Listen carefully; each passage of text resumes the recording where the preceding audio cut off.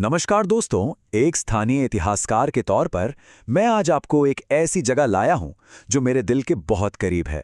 उदयपुर का अपना शानदार प्रताप गौरव केंद्र। तो चलिए इस सफर की शुरुआत करते हैं और भारत के सबसे महान शासकों में से एक महाराणा प्रताप की उस अनकही और प्रेरक कहानी को मिलकर समझते हैं। अभी हम उदयपुर में मनोहरपुरा के पास इन खूबसूरत टाइगर हिल्स की वादियों में खड़े हैं। ये देखिए, ये सिर्फ जमीन का एक टुकड़ा नहीं है, बल्कि एक ऐसी जगह है जहां आकर इतिहास बिल्कुल जिंदा हो उठता है। इन पहाड़ियों की हवा में आज भी उस महान योद्धा के शौर्य की महक महसूस होती है। काफी अद्भुत है ना? यही वो जगह है जहां से इस पूरी महान कहानी की शुरुआत होती है। भाग एक सच्चा और अधिकार प्राप्त राजपूत शासक। तो कहानी शुरू होती है मेवाड़ के उत्तराधिकार से। महाराणा उदय सिंह द्वितीय एक्चुअली चाहते थे कि उनका चहीता बेटा जगमाल अगला राजा बने, पर पता है क्या हुआ? मेवाड़ के जो वरिष्ठ सामंत थे, उन्होंने परंपरा और न्याय का पूरी तरह से पालन किया।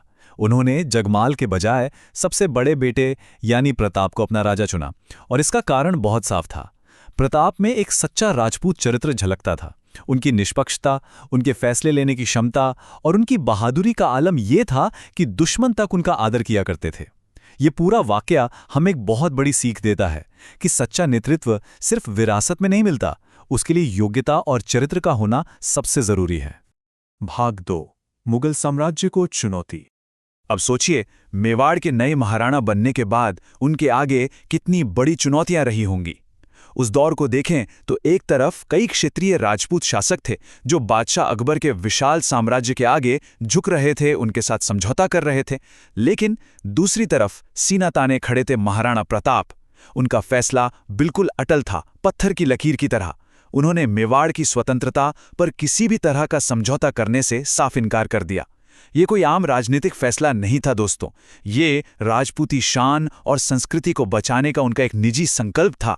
उनका पूरा विश्वास था कि आज़ादी किसी भी कीमत पर बेची नहीं जा सकती, बिल्कुल नहीं। भाग 3 हल्दी घाटी का युद्ध। तो आखिर 1576 में इस हल्दी घाटी के मैदान में ऐसा क्या हुआ था? ये एक ऐसा सवाल है जो सीधे उस आने वाले तूफान की ओर इशारा करता है। एक ऐसा भयानक टकराव जिसने मेवाड़ के इन पहाड़ों को हमेशा हमेशा के लिए अमर कर दिया। तस्वीर कुछ ऐसी थी। एक तरफ थी मान सिंह के नेतृत्व में आई हुई विशाल मुगल सेना, जो गिनती में कहीं ज्यादा थी। और जब यह टकराव शुरू हुआ तो बलिदान की ऐसी मिसाल देखने को मिली जो आज भी हमारे रोंगटे खड़े कर देती है। महाराणा की जान बचाने के लिए उनके वफादार योद्धा झाला मान ने दुश्मनों को धोखा देने की एक अद्भुत रणनीति बनाई।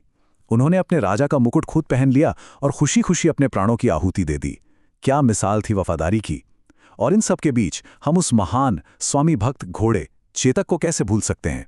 अपना पिछला पैर बुरी तरह से जख्मी होने के बावजूद उसने लगातार दौड़ लगाई और अपने राजा को एक सुरक्षित स्थान तक पहुंचाया और फिर वहीं अपने प्राण त्याग दिए। सच में ये किस्से हमें बार बार बताते हैं कि किसी की असल ताकत उसके साथियों की वफादारी में छिपी होती है। भाग 4 निर्वासन और छापामार युद्ध नीति। हल्दी घाटी के इस युद्ध के बाद कहानी यहाँ केंद्र में एक बिल्कुल नया मोड़ लेती है। महाराणा को अरावली की पहाड़ियों में शरण लेनी पड़ी। वहीं उन्होंने स्थानीय भील जनजाति का समर्थन हासिल किया, जिन्होंने इस बेहद मुश्किल वक्त में जंगल में उनका पूरा सहारा बनाया। और देखिए, वहीं निर्वासन में रहते हुए उन्होंने गिरिला वॉरफेयर यानी छापामार युद्ध और रात के हमलों की कला में महारत हासिल कर ली। तेज घुड़सवार सैनिकों का उन्होंने ऐसा जबरदस्त इस्तेमाल किया कि दुश्मन को हमेशा चौकन्ना और परेशान ही रखा। सोचकर देखे, इसी शानदार रणनीति के बल पर आखिरकार उन्होंने मेवाड़ के उस बड़े हिस्से को वापस जीत लिया। ये इस बात का प्रमाण है कि भारी चुनौतियों के बीच भी अगर आपकी रणनीति सही है तो बाजी बिल्कुल पलटी जा सकती है। उनकी इस अटूट लगन को देखकर ही मशहूर ब्रिटिश इतिहासकार कर्नल टॉड ने उन्हें राजस्थान का लियोनिडस तक कह दिया था। वो लिखते हैं कि अरावली की ऐसी कोई घाटी नहीं है जो महाराणा प्रताप के किसी न किसी काम, चाहे वो किसी शानदार जीत से या उससे भी महत्वपूर्ण किसी गौरवशाली हार से पवित्र ना हुई हो। मतलब सोचिए जरा, उनका प्रभाव इतना व्यापक था कि एक दुश्मन और एक अंग्रेज इतिहासकार भी उनके निष्कपट गौरव का लोहा मानते थे। ये कोई छोटी बात नहीं है दोस्तों। अब एक ऐसी बात जो शायद कम लोग जानते हैं, जंगल में अपने परिवार के कष्ट को देखकर एक पल के लिए इस महान योद्धा का हौसला भी डगमगाया जरूर था। आखिर वो भी एक इंसान थे, तभी बीकानेर के राजपूत कवि पृथ्वीराज, जो उस वक्त खुद अकबर के दरबार में मौजूद थे, उन्होंने उन्हें एक पत्र भेजा। उस एक पत्र ने महाराणा को उनका असल रुतबा और उनका गौरव याद दिलाया और उन्हें इस युद्ध को जारी रखने की एक बिल्कुल नई ऊर्जा दे दी। ये किस्सा हमें पूरी तरह दिखाता है कि सफ़र चाहे कितना भी मुश्किल क्यों न लग रहा हो, सही समय पर मिला एक छोटा सा आशावादी संदेश पूरी कहानी बदल सकता है। भाग 5, एक सच्चे नेता की विरासत। इस केंद्र की यात्रा से हमारे लिए सबसे महत्वपूर्ण सीख क्या निकलती है?